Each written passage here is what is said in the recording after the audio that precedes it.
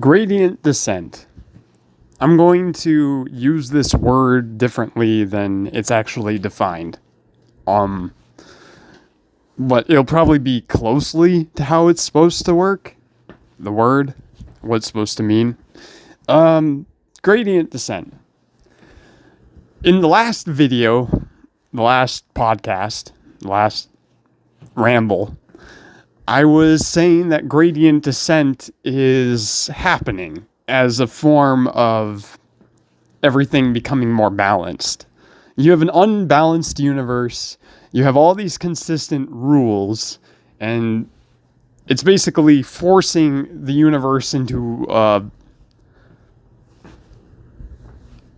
more balance. It's eroding the system away into balance. I mean, that's what it is. So you have an unbalanced universe, you have all the rules, and then you start this universe. Time moves forward, and the unbalance starts to play out. You know, this leads to this leads to that. And after so many turns, after so many iterations, there is balance. Maybe I can't think of any examples right now, like rise and fall aspects, but it's basically, well, I guess I could. If you had, like, say, a store, and they decide to be, like, they can't be competitive. Like, they were competitive for a long time, then they're not competitive. And they basically have to shut down. Or they can start selling their inventory at even less, and maybe they'll shut down in a month versus calling it quits now and trying to sell off the inventory that they have. So I guess those are like two realities that could happen. In an unbalanced, like, ingredient descent, in the whole idea of rise and fall, they could start selling their inventory. Say they don't just sell off their business today. They, I don't know, for whatever reason, they make the choice to stay open. And it's the worst choice. It's not good. It's not a balanced choice. The store is not competitive. This is the unbalance of the universe working its way out. Like, however they are managing the store, it doesn't work in this time and place anymore. So, what's happening?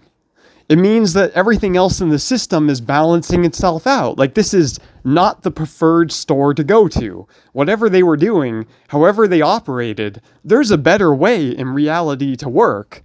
This used to be the way it used to work. And they can keep that going. They can choose to be a store that sells their inventory at a price that basically bankrupts the store. And so they do. Let's say they actually do that. Gradient descent, it feels like that's the rise and fall. This is the rise of a behavior that's crazy. From an outside perspective, a consumer can come in and buy this stuff, and they're like, wow, I got such a good deal. This is the rise of a moment in time where, say this goes on for a month.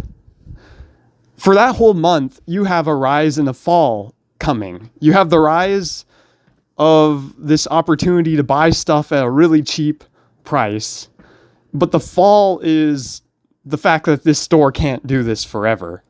And you also had the beginning and end of this pattern. There was a point before this where the store was not selling stuff cheaply. It was falling into the rise of this new behavior. Every end has a new, or every beginning leads to end, and every end leads to beginning, like a new beginning. I butchered that, but you get the point. Rise and fall. It looks like rise and fall, but really it's just gradient descent. It's the unevenness of the universe working itself out to a more balanced state. And you think, how could anything be effective and then fall apart? Like, you know, the store was competitive, now it's not competitive. The store can sell its inventory at a low price, but then it can't buy more inventory the next month, and it goes out of business. Like, they made their choice. So the rise and fall of behavior is kind of a better way to think of it. Like, we already know the system, the universe, all the rules together, they're leading to unbalance. It's not like we can predict where it's not 1 plus 1. It's not 1 plus 1 equals 2 in this scenario. We're now in a computer scenario. We're in a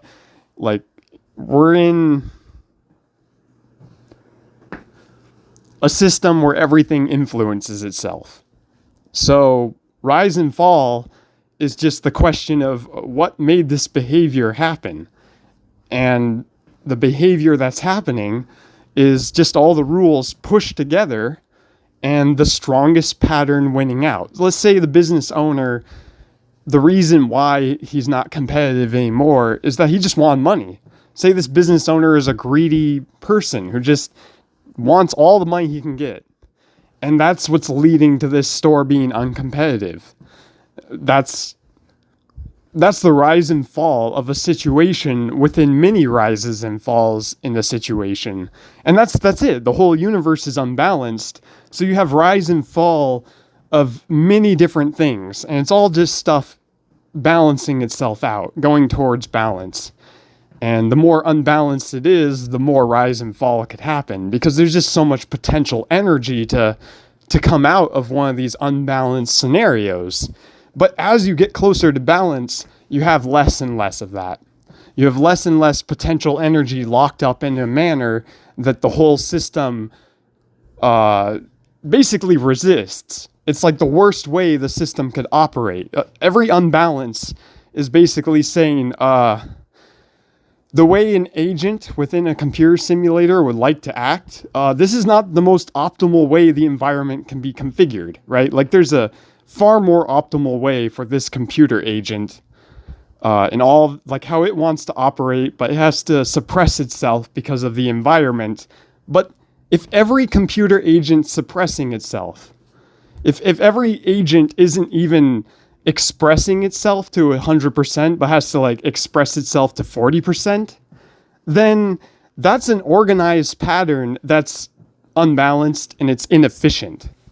That's why I say there's unbalance. The idea that there are computer agents or there are ideas in the universe, there's energy collectives that could make impact in the world. They have a preferred way to act. They have their list of desires, their list of motivations and priorities, and it's unbalanced because the environment doesn't allow for it. The environment doesn't allow for 100% of what it wants to do to be doable. It allows for only 30% of what it can do. So what if a system comes around that allows it to go from 30 to 40? What if one person, what if one little change happens in a whole organization that's like, hey, this is a little bit better. This is just a tiny bit better than what was before this, and then you have to think about the fall. So there could be scenarios that are better, but is the system weak enough to make that change? Can you make that change, or are you oppressed? Are you living in a way that's far dampened down of what you'd like to do? Like you can't do anything you want to do. And the opportunity for you to be able to do stuff arises when the system that's oppressing you falls. It burns up. It's like the shop selling inventory for whatever, just to stay afloat. Say they have employees that work there that hate working there, but they work there anyway. And they're about to not have a job, but it's going to take a month before that happens. And then they're going to be released. That whole system comes crashing down, and those people have to go find a better way to live. And there will be, or there might not be, but in the entirety of the system, everything got more balanced. Everything became better. Like we went from you can express yourself 30% to 31%. And that's the idea of gradient descent. It's self-organizing patterns where the stronger pattern, the way the nature of every computer agent is, a pattern can be stronger or weaker. I guess that's what I'm trying to say. There's a nature to everything in the universe, all the ideas, and that nature, it can only be expressed within the environmental pattern that you're in. And some patterns are better, and some patterns are worse, depending on what you are. And if there's a consistent average pattern, like basically every agent wants to do something, there's a balanced way for it to happen. There's a way where all the behaviors and all the agents can arrange themselves so that they're at like 100% or 99% or basically 100%. And that's the theory of entropy. Physics leading into a world where there's no more potential energy and everything is just uniform throughout all of time and space. Is one of the ideas of how the universe could end. It's the same idea within the simulated program. Everything, all the rules, and being at 30% efficiency, being, and then a 35% efficiency away arises because the business goes out. Like everything in the system is leading to a certain balanced perspective. So everything that's unbalanced, everything that basically resists the nature of the items within it. All the agents within the system have a nature, and if it's being resisted, if the world forces them to be less than what they want to be, then any chance they get to break out of it, they're going to want to do so. And also the system that's holding them there is fighting itself. You fight yourself. You have to use energy to keep all these keep all these agents from doing what they want to do. Like part of your power has to go to maintaining the power, the unnatural grasp you have over the environment that you're within. And that's why it's uneven. That's why ultimately, if you consider the system in totality, anywhere where you're running the game with inefficiencies, anyone else doing it slightly better, they're going to win. They're going to win. If you think about human history, I don't really want to do this because there's so many generalizations you can make. But if you think about like human history, the freer society wins. The society that doesn't sap all the energy out of every participant within the society, that's the one that gets stronger. Even the most uneven, broken societies, if they're just slightly better than the society next door to them, hundreds of years later, they will be more powerful. Tsarist Russia compared to France. France and Russia took major turns. Major revolutions happened in both countries, but France had one like 100 years prior to Russia, 200 years, right? 1795 or something okay, so it's like 100 years earlier, and look how their society turned out. Like, look how France and Russia evolved. The freer society is going to make use of its economic capital, or the inherent strength of the patterns within it. Like Spain industrialized super slow. In the 1800s forward, there were so many landlords, there's so many aristocratic noblemen that owned just tons of land. They couldn't, the property rights were really bad. You couldn't industrialize. Property rights, I'm basically saying, like, yeah, freedom, the respect a society has for its individuals will determine how successful it will be. It's all about that unevenness. If there's a better way to exist, then, well, everyone in that system is going to be stronger than a system that's operating to, like, fight its own nature, trying to suppress its own people, trying to whatever. So, gradient descent. It's the idea that the inherent nature of every agent within a system is kind of testing the system. Like your nature, my nature, everyone's nature, it goes up against the system, the world that you're in, and it's like, I feel this way about it. And that's the unevenness. That's the, like if you have discontent with the system, if you feel like I want to do this or that, it's the unevenness. It's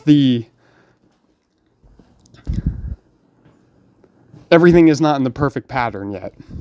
Everything hasn't reached the point where it's, perfect. And, it'll take trillions of years. There's a perfectness beyond human nature. So it's like, yeah, human society will reach gradient descent, and then eventually the universe will reach gradient descent, and that gradient descent will be just destroy human society. Like, there's no human society beyond the death of the universe.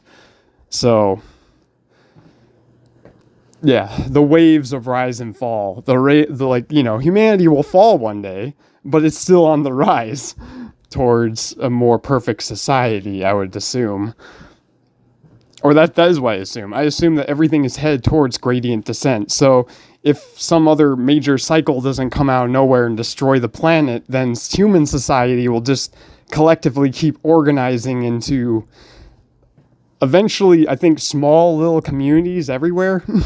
Like, tons of communities, not nation states. Far smaller than that. Because this is really unbalanced. Anyway, yes. So, a computer simulation with tons of agents in them, in a system that has no randomness, the pattern that expresses the agent's internal desires the best, or internal nature the best, that's the stronger system. And it will win out. Or the nature of the system will win out. Like, if you say, it's just, yeah. Whatever the rules are, they're going to, after a long enough time period, like, give you some crazy patterns that are just like, oh, yeah. I don't even know what I'm trying to say. I guess I'm saying that's like, some wild stuff could happen in a computer simulator if you just make it so all the rules are interactive, I guess. All the rules are, like, interconnected. Kind of like what I was saying yesterday on the other video about, like, ice and friction and temperature and humidity. When all the rules are interlinked in that way, then you have a lot of variable, granular kind of motion, how everything settles, because everything is not so rigid. It can all interact, and with every interaction get closer to balance. Okay, how long? Let's see. How long is this recording going? 17 minutes? Doesn't even feel that way. Okay.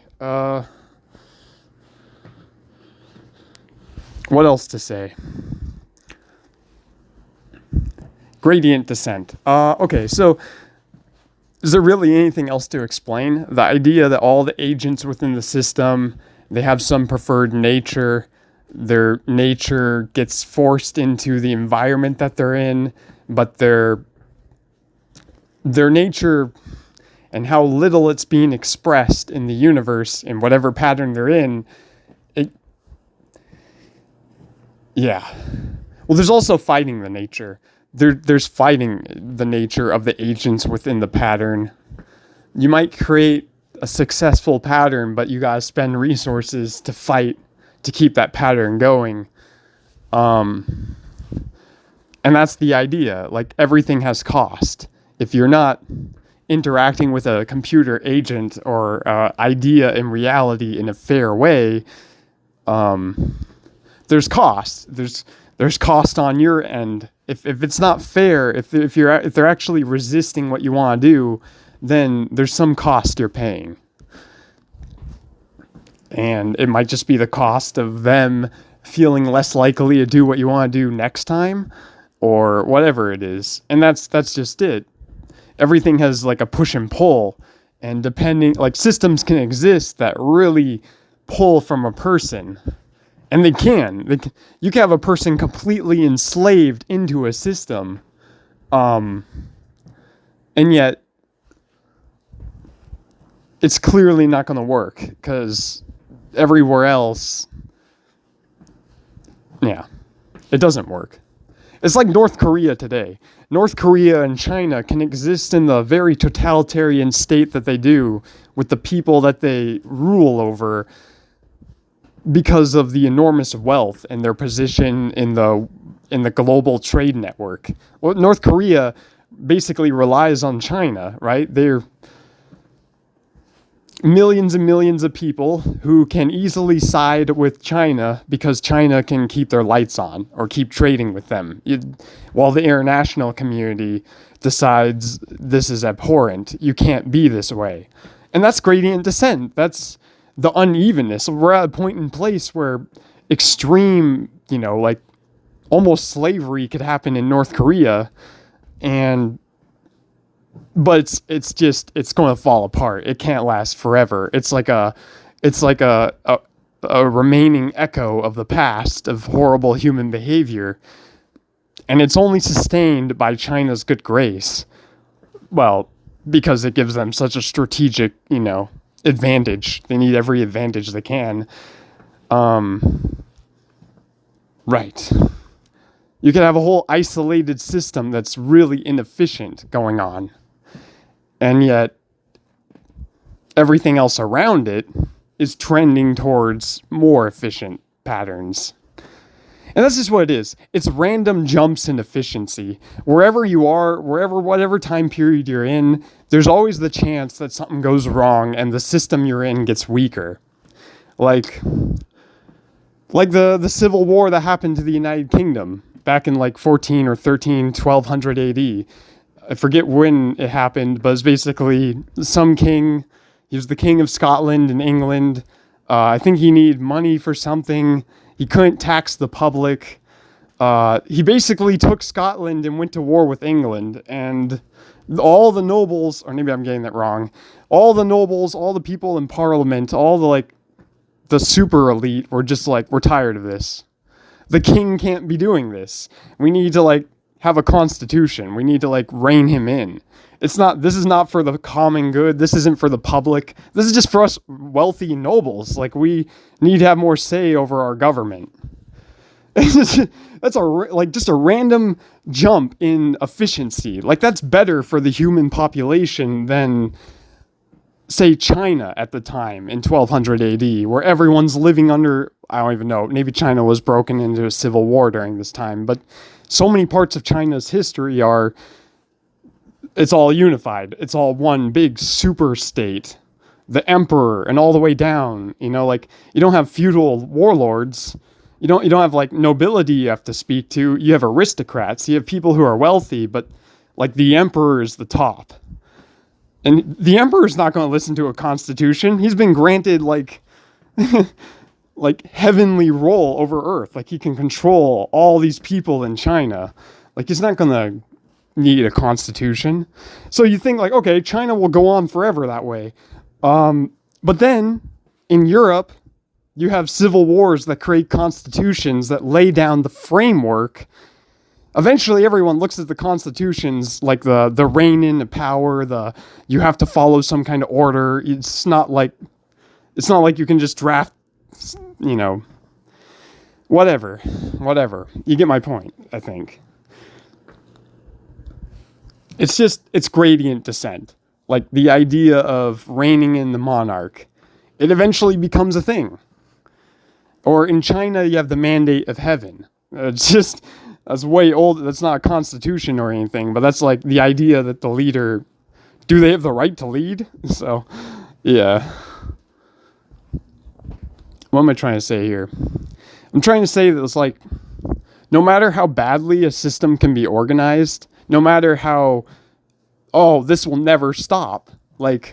If you go back to 1000 AD and you look at human history at that time, you're yeah, you got kingdoms, you got slavery, you have, religious violence, you have all types of horrible nonsense, and you have an elite class that's so powerful, and you have the peasants who are just generation after generation living and dying on a farm, and yeah, they have no chance of gaining a say in their society. They're just, it's awful. You wonder, how could this ever change? Why would this ever change? How did the screws come unloose in this system? When would it ever be free? Yeah. But it does. It's against human nature to do that kind of authoritarian oppressing of the human spirit, of being like, you're under this monarch, all for this monarch, you will die for this monarch. There's just stuff that you don't agree to. But the cult, the groups of people that are enforcing these barbaric control over you, the monopoly of force, like they force you to, like they win out over the day. They control your farmland. You rebel, you don't pay taxes, you're going to die. They'll kill you. So that's uneven. That's not how you want to live, but that's how many people had to live. And I guess I'm just trying to say that's like at that point within a society, there are still people at the very top who are like, I'm still living in an unfair system. And that's how you get the fucking civil war in England and a constitution that only benefits the nobility and upper class. It's like they want a little bit of freedom. They don't want to just be told what to do or blah, blah, blah. I'm misrepresenting that whole scenario really badly. I'm just saying that like the human nature of it all is always there. You can't escape it. There's always going to be some room for gradient descent. And in that time and place, it was like the forced constitution of the British monarch because of one last straw being broken at how he played power over everybody. Maybe that's the other thing. Why would a society fail or go to such extremes that it would collapse in itself? Like, you have a society, it's totally authoritarian. Why on earth do you make decisions that make it so that the people that are living under you are going to hate you even more? That you're going to run into a scenario where your power might come at risk because of how badly you have run your government. It's like you could just live normally. You don't have to change a thing, but you do. And this is why the wider world plays a part. Just like weather patterns playing a part, like what happens in Asia affects North America in the weather sense. Just here too, humanity all over the globe, all these different societies, you can't have one super society because technology isn't good enough that you could communicate with a city 30 miles away from you in an instant. You can't. So there's all these barriers that keep communities fragmented and separated and all over the place. It just takes little blips, little moments, little events that like course correct, that force the elites into a better state. Oh, but before I go on to that, before even that happens, you have competition. No matter where you're at, no matter what level, all these emerging phenomenons, like how human society coalesces, it's all, there's so many different rules that lead to that. Why people work together, why a society comes together, why people participate in war, why people will die for their country. There's so many reasons for why that happens. So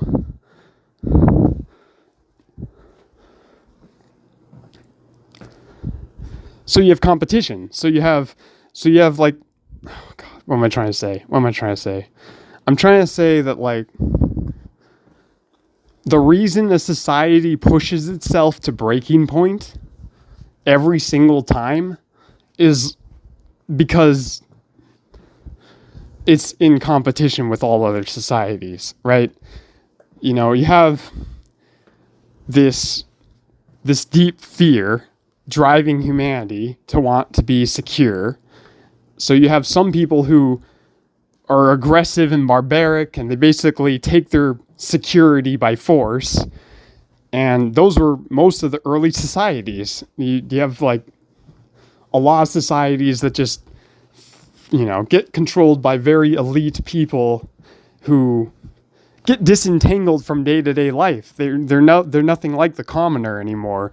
They have so much wealth and so much influence that their mind expands into, how can I lose it? Like even today, you have billionaires who are in positions who are like, yeah, they're not warlords. There's no army coming after them. And they're like frightened. They're fighting tooth and nail to make sure they get another $1 billion, to make sure some tax law doesn't cross. The make sure a politician doesn't get into office, pays for blah blah blah, so that they can hold on to just extra $1 billion. There's no threat to their life. But what drives that? It's because you're always alive. You're always here. You're always like thinking there's a better state to be in. So you have madmen in the past take over society, and you have all these different madmen controlling society, and they can't stop. They're just in competition with each other. This isn't the day and age where a politician gets into power, and you might have to pay 5% more money, like from all your business transactions. No, this is the time and place where you come into power. If you don't have an army, if you don't pay the right people, if you don't get the violent manipulation that you need, you might get invaded. Like another city over might make some kind of play to take your land, to send an army, to be like, I demand taxes from you, or you know what, we're taking your farmland now. Like, this belongs to us. So you had extreme competition. I think you always do. It's a result of nature, right? A lot of people say that competition is just the nature of the world. Everything is in competition. I guess you could just say that means just everyone has an ideal version of the world they want to be in, and it forces them to, or it doesn't force them, it incentivizes them to work it out with the world around them. Some people do violent stuff, some people do less violent stuff, and eventually, because the human nature is to not want to do violence, it becomes unacceptable to do violence. It always was. But you need the human capital. You need a society of millions and millions. You need wealth coming in so much that it just becomes like impossible to do these wars. Like, or at least it becomes so disincentivized to go into war. But that never stopped anyone. That doesn't mean war won't happen. That doesn't mean madmen won't destroy their society like Russia today. What's Russia doing in the Ukraine? It's literally at the end of its life. That's what's happening. Russia is competing with a world that's so much more liberal, so much more like, oh, hey, you want to start a business? Go ahead, start your business. Like, we have a world that's ever evolving under people that, like, we're a free society. Comparatively, we can always be freer, and I think all society will trend to be freer. But like, why does Putin have to invade the Ukraine? Like, why can't he just keep going on the way he was going on? Like, why all the competition? Why do something that might destroy your nation? It's just like World War I. It's like, why all these massive wars? It's because all these empires, no matter how rich they were fearing their takeover, the collapse of their country. And if people could do that in 1900 or if we could be in the modern era and there's like there's still war, there's a lot of conflict, there's a lot of bad stuff happening in the world right now. But if you have on the major scale, like, oh, there's only like 2 wars going on. You got Russia and the Ukraine fighting each other in open fight, like open combat, and you have Israel going crazy in the Middle East. But otherwise, can you point to a major civilized nation and be like, yeah, they're involved in this war with this country? No, it's all Cold War. At this point, we're all doing like economic trade battles to try to weaken our opponent instead of just going straight to war. And that's because competition and the state of existence, like the environment has changed so much that outright conflict to the degree that could be done in the past, it's just no longer incentivized. It makes no sense. It puts you too far behind. Like in the ancient world, if you destroyed and burned and destroyed, like a whole city is gone. You destroy a whole city. That has no influence over you. That makes your life better. That makes your city stronger. That makes your culture more dominant. Like, in today's day and age, you get remembered as a genocidal maniac. Like, think about Hitler in World War II. It's just like, You can't do that shit. You can't like justify, like, you're now really far behind. Everyone fucking hates you for the rest of time. And it makes sense because we're no longer living in a world we're living in a world with far more capital than ever before, far more economic wealth. And that also means far more liberty, far more security day to day.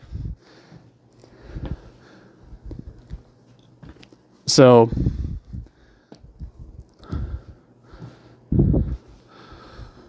we're not in the ancient times. It's not like I burnt down that city-state and everyone's like, wow, I fear this guy even more. And damn, the power of Assyria is so powerful. Assyria is the greatest.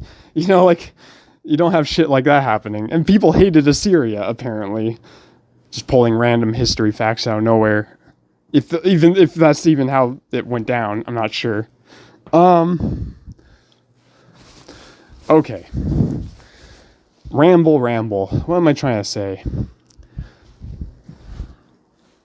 I guess I'm trying to say that even in a world where it's like this, it's not obvious that will be any better. Like, it's obvious that we have such power-hungry monsters. It can never get better. Like, where does the change come from? And it's all the small things. It's all the small... Oh, wait a minute. I was talking about competition. So basically, yeah, you have all these people who always compete with each other, even to their own detriment. They always compete. They don't have the view of the lower common person. And eventually society, you know, rejects it. And just flat out rejects all this bullshit that's happening. Not because the society can reject it when it was at its most powerful point. It's because the society will get weaker as it obsessively chases after power. As the power of a very powerful, like, as any nation starts to fall, as any organization starts to collapse, it's just power. They're just trying to compete with everyone around them so that they have the most influence. And if already the way they were operating was at very low satisfaction to all the agents within the system, then there's a tipping point. There's a point where you had power over the society. You had power to keep an uneven thing going. Gradient descent. It was all about gradient descent. You have a power to keep something uneven, but then you get dragged into so many conflicts. And you get dragged into conflicts because nature. Every country is in competition. Everything in nature is in competition, primarily because there's rules. There's an uneven balance to the world. Everything is trending to balance. And trending to balance is what causes the rules. Or trending to balance is what causes the competition. Trending to balance is what makes a pattern realize it's only so successful, and there's stuff that's trying to pull from it. There's other societies that are freer. There's other ways of doing things. There's the nobility who are finally fed up with the monarch, and they basically launch a civil war and force him to agree to constitutional terms. There's just the nature of wanting to keep the system going because it benefits the people in the system at the top.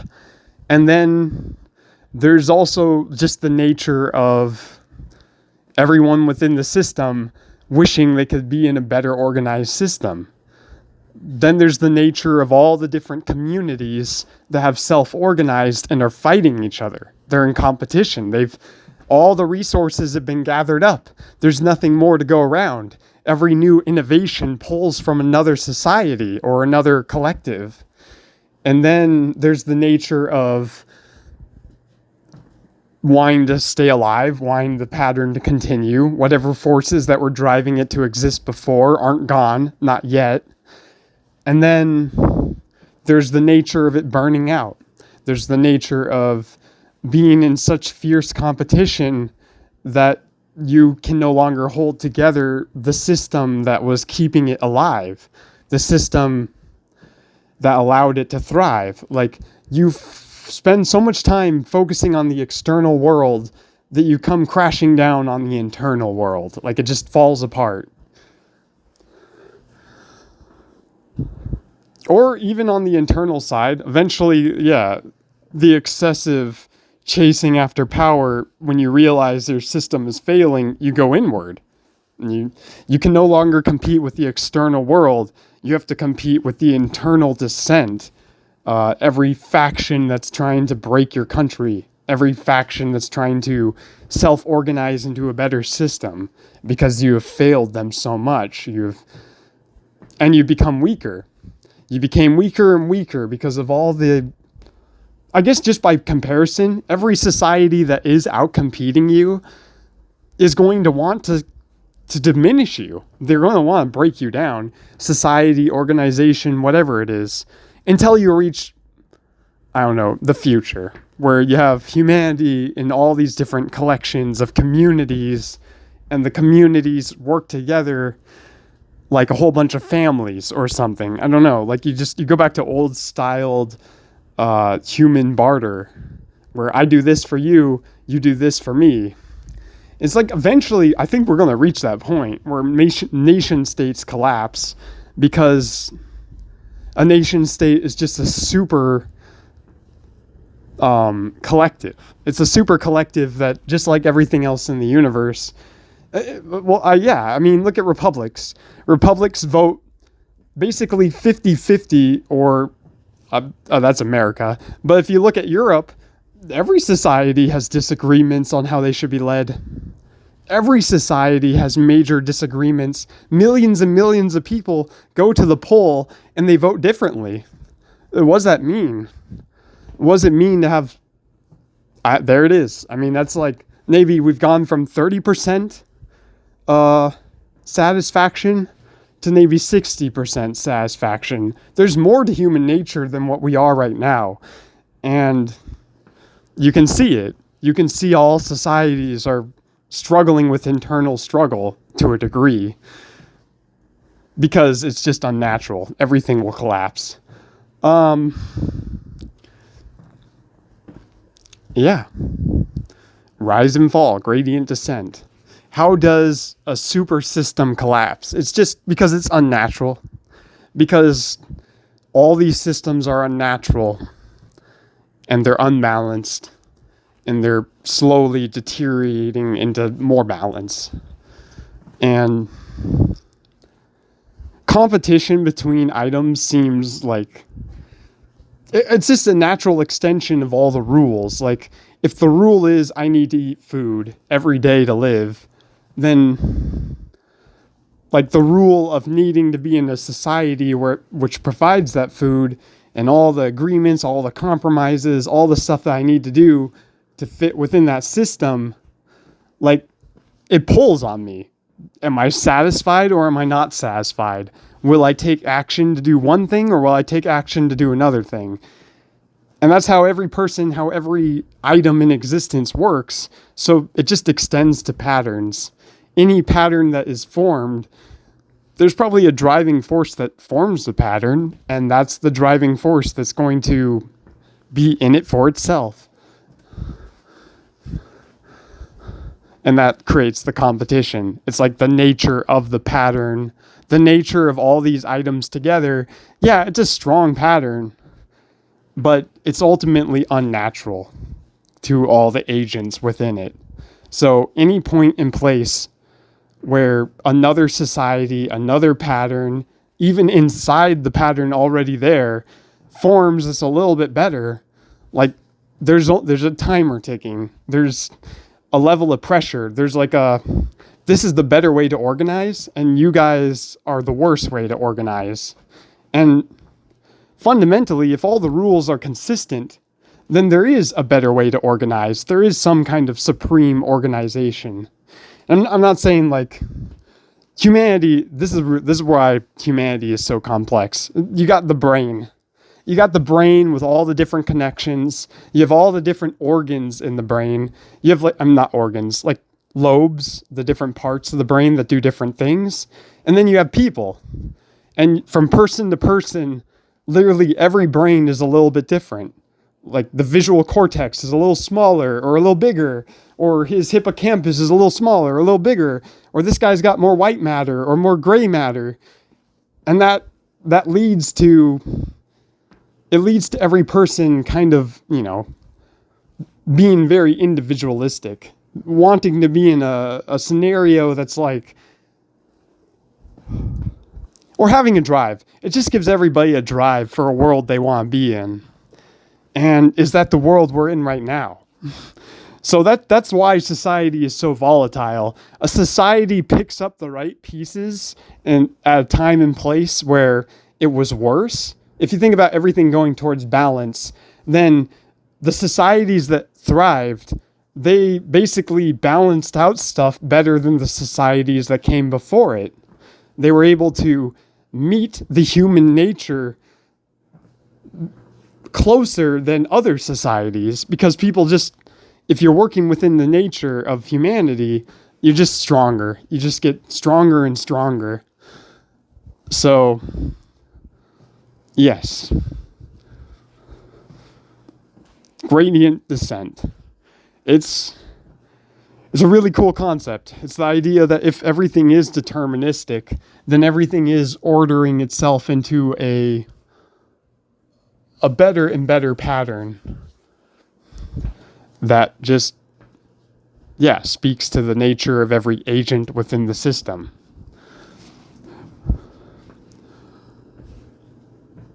So that's my idea of gradient descent.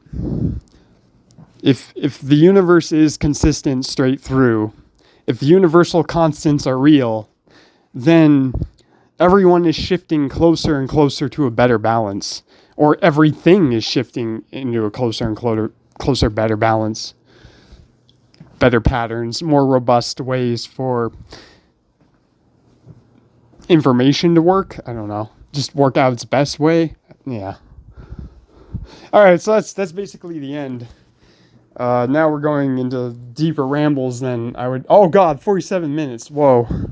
Okay. Yeah. What else? What else can I even say?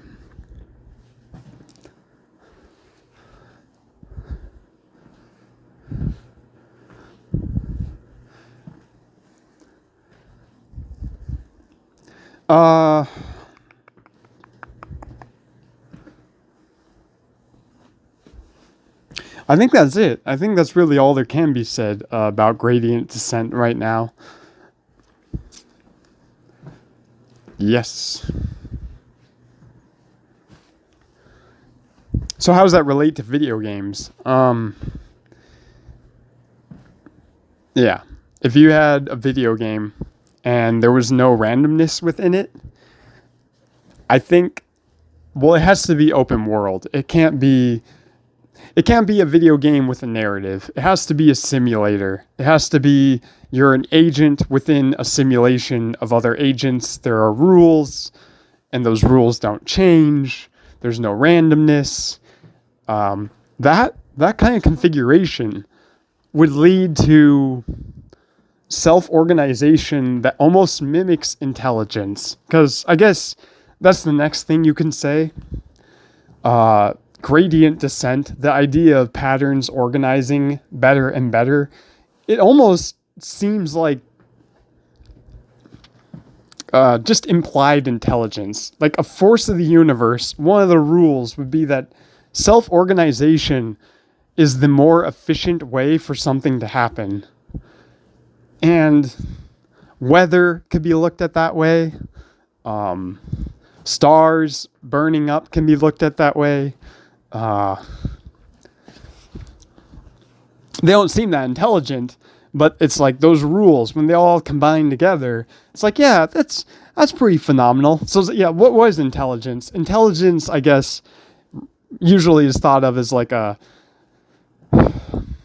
human active thing or a living active thing, right? A living thing that manages to live the way it wants to live, and it does novel.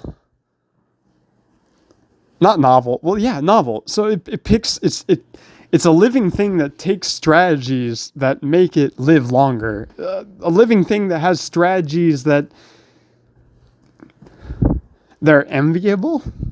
Maybe not that. A living thing that has strategies that basically manipulate the world to be better for it, right? So it's a pattern. If you think about a living thing as a pattern, like I eat food, the food sustains me, I am this big, super chemical reactive pattern. Like if you think about life, as far as we know, it would have been out of chemical soup, right? You have a world, you have a universe, it turns into stars, you have the Big Bang, you have all the energy, you have the stars, you have the materials that form out of that, the supernovas, the rocks, all the like heavy matter like collects, and then you have the light matter, not light matter, but just you have all these worlds that form, and then you got chemical soup. You got like iron and tons of helium. I don't even know. You have a planet and it has tons of chemicals. A weather pattern. You have this. You have a world, and that world forms into life. And how does it form into life? It's basically a chemical reaction that sustains itself, right? Like if you think about life in its most simplest form, the cell, the single cell, or even beyond that, I don't even know if you can call DNA life, but it's like the strands of proteins that assemble, like they form, they go together, and they order the construction of the cell. And the construction of the cell is ordered through chemical reaction. Like the way the cell is set up, it's just like, oh, we need this much of this and that much of this, or it's not even that. It's like the DNA, it binds to stuff, and then the binding to things, it causes another reaction because the binding changed the chemical signature or whatever of, I don't even know. The binding creates like an environment, a solution of more of this, less of this. I took this chemical, turned it into that, and that chemical reacts to that, and that creates the cell wall.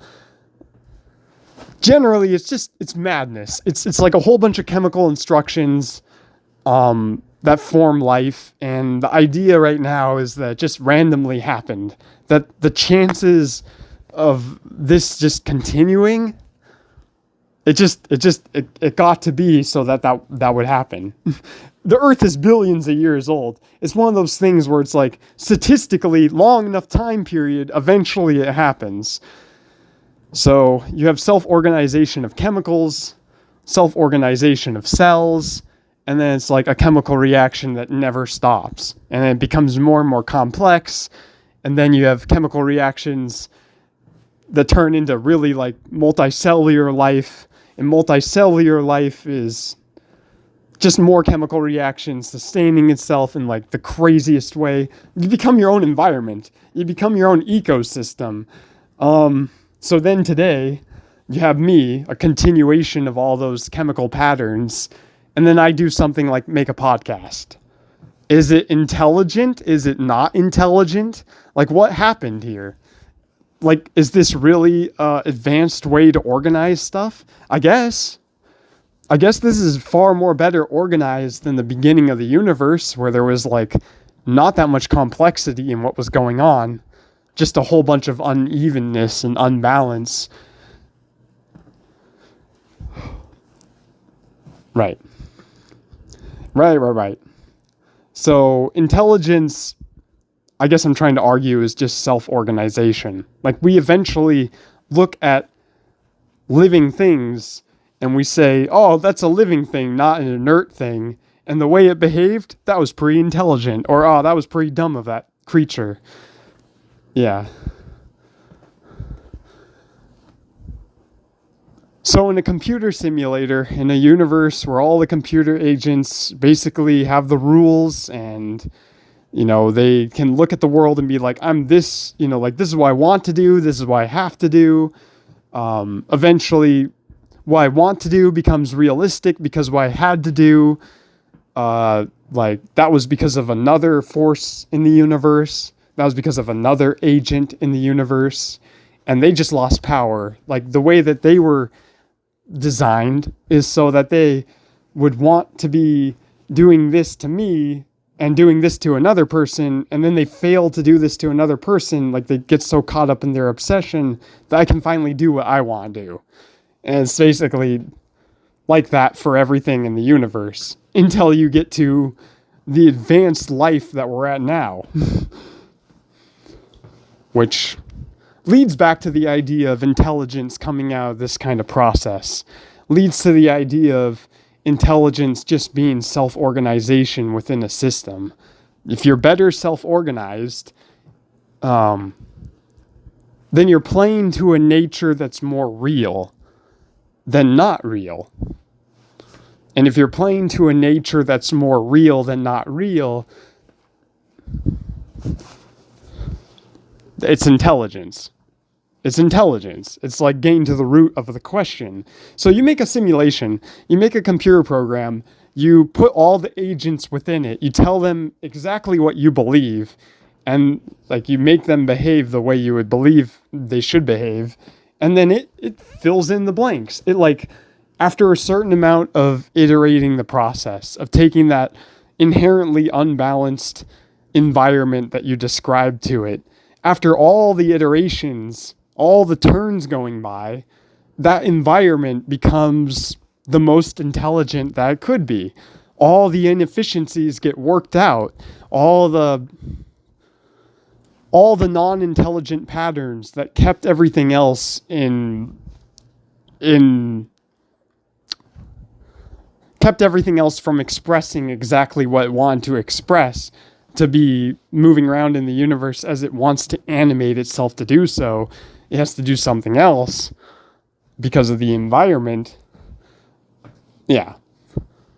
There's always the chance that will break through. There's always the chance that the inner nature will come out because of the unbalanced world. And it just leads to the final like answer to the problems. So it's like whatever you asked the simulation, whatever you were simulating, if there's no randomness, then the self-organization puts the whole system into a state of the answer.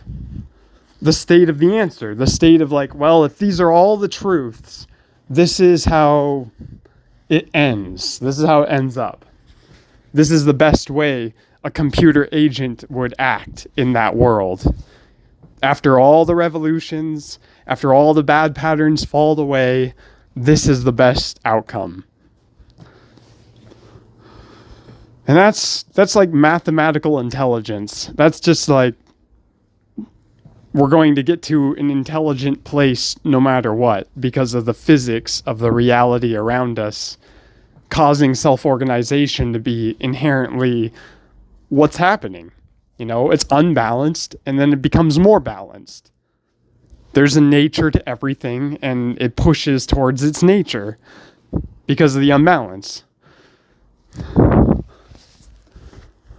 And then the way everything ends up in the end, that's like the most intelligent that system can be. Maybe maybe everything doesn't end up being like acting perfectly the way it would want to act, but you get to the point where it's like, there is no more change that makes this better. There's no more change in the reality around us that makes this computer agent have a better chance of doing what it wants to do, because like it's as balanced as it can be. So yeah, computer coding. That's why I want to make a text adventure so bad, or a video game, or any kind of expression of my imagination in a computerized world. It's just, man, you could watch it evolve in some incredible ways. Like, humanity evolved in crazy ways. Like, who could have predicted that China would have the Taiping Revolution? Taiping, the guy who said he was Christ, the brother of Christ. And he led a massive, civil war in China, like the Heavenly Kingdom. I think this was the 1800s, 1870 or something. He basically broke.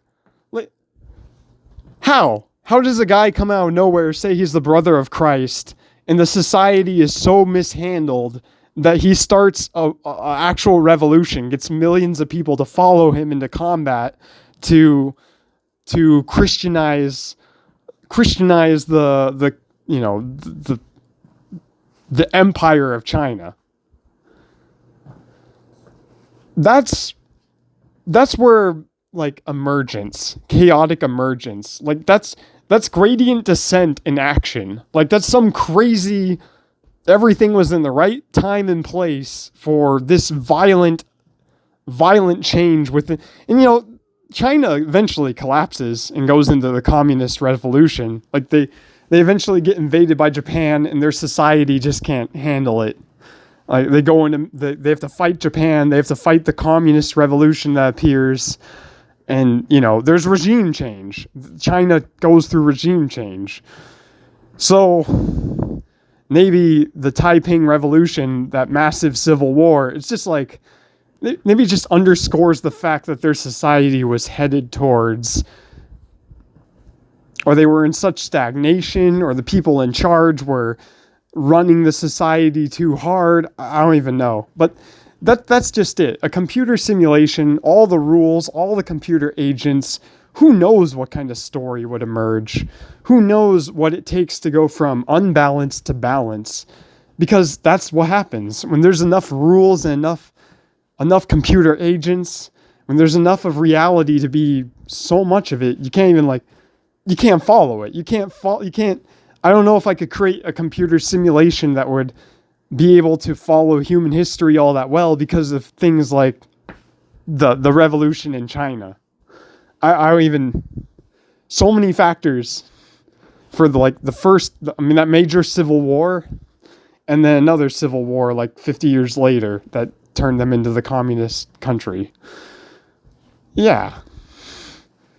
I would love to make a simulation that could showcase why that happens. How society's imbalances lead to that. How from going from imbalance to balance, just the craziest things happen. But I think it's just driven by the human nature. Like, if that rebellion didn't happen, who knows what else would have happened? Who knows what else would have gripped the Chinese society into thinking, yada yada, this is the truth. Let's make it real by overthrowing the government. Maybe that was just going to happen either way.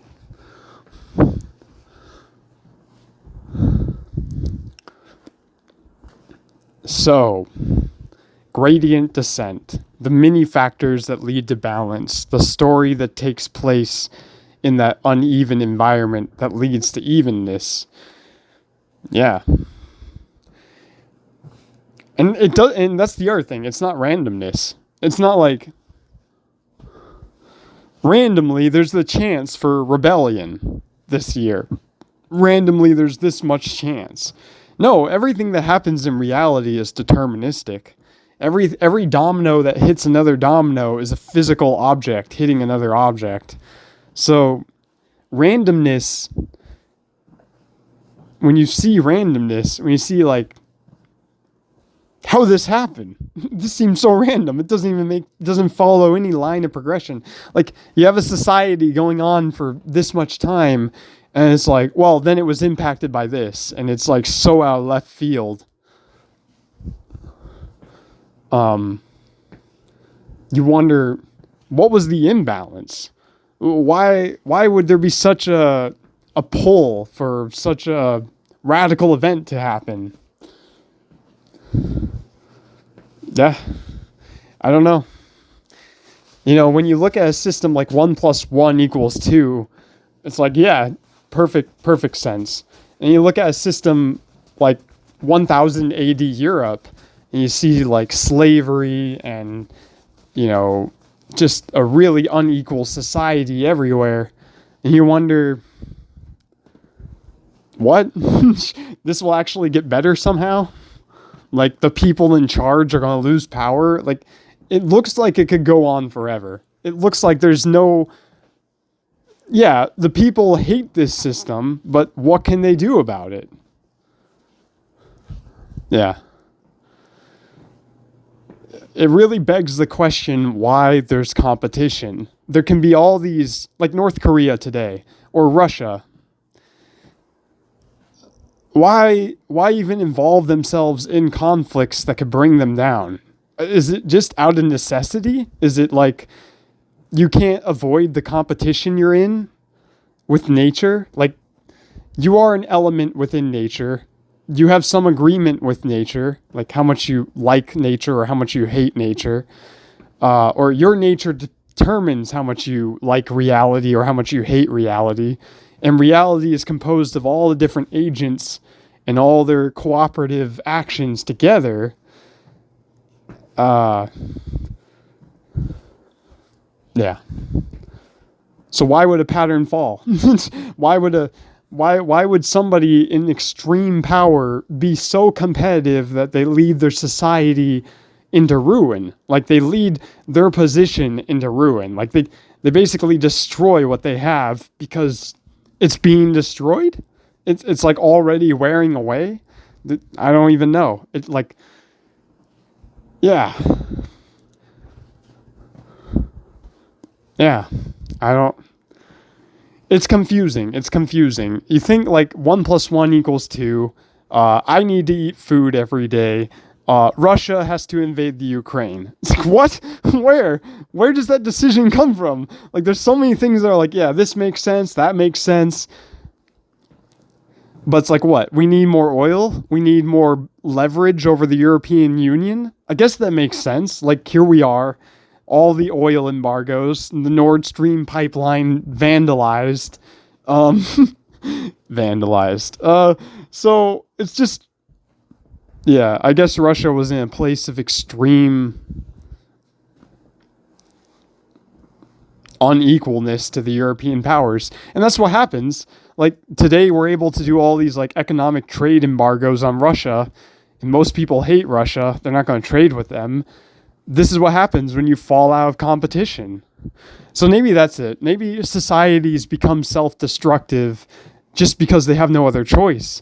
The environment around them grows so far along. It gets so much further than their society, their way of organization. If it were an animal that were outcompeting another animal in a niche, in an evolutionary sense, then that animal would take over the environment. The other animal would go into extinction. Maybe that's just how societies work.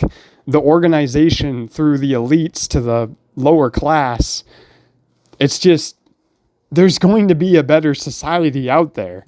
Or there's going to be a society that loses its turn, loses its strength, and has to compromise with the people within its society. And I don't know. The push and pull of everything, it eventually leads to the downfall. It leads to, yeah, man, nobody liked how you held power over us. Or, yeah, this pattern was so unequal. And then it kind of, I don't know, I guess patterns within it get stronger. I guess the nature of everything is to be headed towards balance. So even things within a pattern that are really bad are slowly evolving to a better state. And that's how you get like super uneven parts of like a republic. Like America, California, and New York. Or California, it's slowly evolved into an economic powerhouse. And now it influences America in an uneven way. Or you could say that's uneven. But that's like a society getting stronger within another society. Or a pattern that gets strong within another pattern. And yeah, I guess everything is in competition. Everything that's unbalanced is trying to hold its position. And because of all the factors that make it unbalanced, you do just get inevitably a rise and fall of things. Like I said last time in the other video. Everything just goes up and down.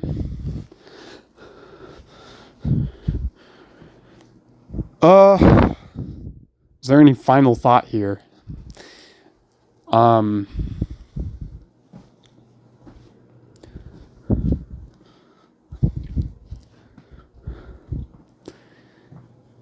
Emergence is really cool.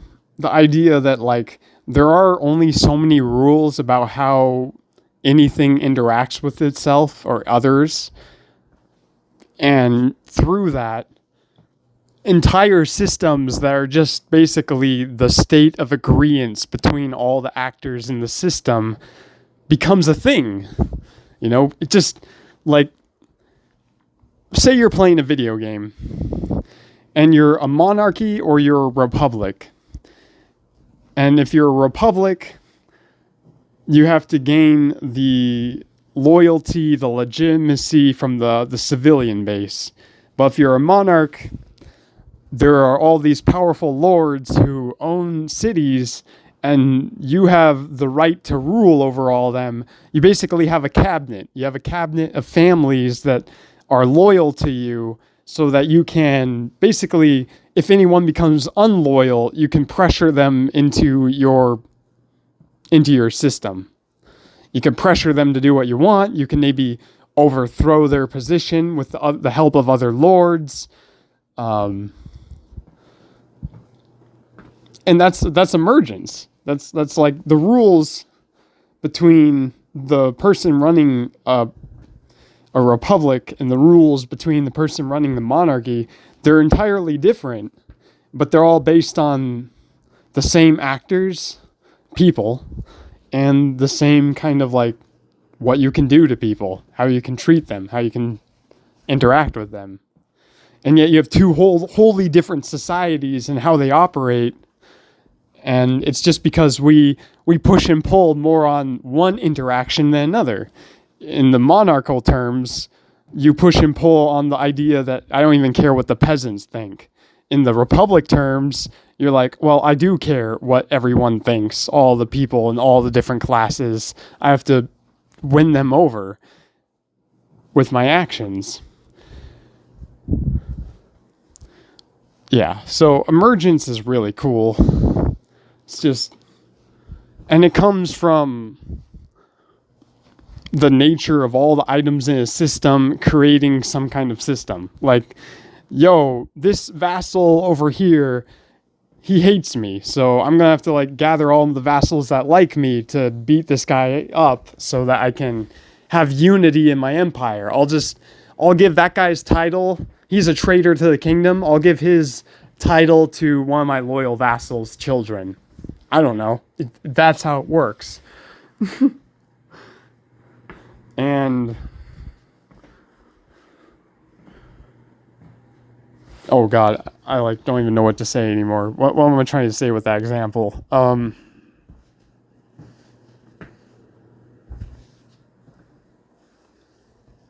I lost my train of thought completely.